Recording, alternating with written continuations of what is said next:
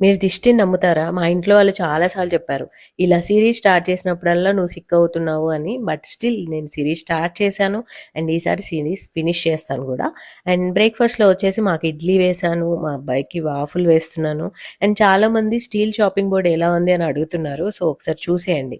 ఇది కట్ చేసుకోవడానికి బావుంటది కానీ, కట్ అయిన తర్వాత దీంతోనే లిఫ్ట్ చేసి మనం కడాయిలో వేయడానికి అస్సలు కుదరదనమాట. మీరు తీసుకుంటే పెద్దది తీసుకోండి లేదా ఓన్లీ చాపింగ్‌కి మాత్రమే పెట్టుకోండి. సో, అండ్ నాకైతే వుడెన్‌దే బావుంది అనిపిచ్చింది. అండ్ ఇంకా కర్రీస్ వచ్చేసి పప్పు అండ్ ఇలా బాయిల్డ్ ఎగ్ ఫ్రై చేశాను. ఈ మధ్య కొత్తగా నేను 'మెంటలిస్ట్' అనేసి ఒక సీరీస్ స్టార్ట్ చేశాను. బావుంది. దీంట్లో చాలా సీజన్స్ ఉన్నాయి. సో, హ్యాపీగా నేను కొన్ని రోజులు ఎంజాయ్ చేయొచ్చు. మార్నింగ్ రైసే, నైట్ వచ్చేసి జొన్న రొట్టె చేశాను. అంతే సింపుల్‌గా పప్పు అండ్ ఇదే కర్రీ. వాళ్ళిద్దరికొచ్చేసి చపాతీ అనమాట. నా ఒక్కదానికే జొన్న రొట్టె. జొన్న రొట్టె ఎలా చేయాలి ఈజీగా అనేది నేను లాంగ్ వ్లాగ్స్‌లో చాలా సార్లు చూపిచ్చాను. ఇంకా ఆ తర్వాత క్లీనప్ చేసేసాను. పెద్దగా ఏం పని చెయ్యలేదు. చాలా కోల్డ్ అండ్ కఫ్ ఉందనమాట.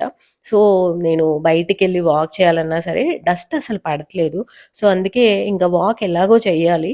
గివ్ అప్ చేయొద్దు అనేసి ఇంట్లోనే 20 మినిట్స్ వాక్ చేశాను. మా హాల్ పొడుగ్గా ఉంటది కాబట్టి నాకది బానే అనిపిచ్చింది ఈ సిక్‌నెస్‌లో.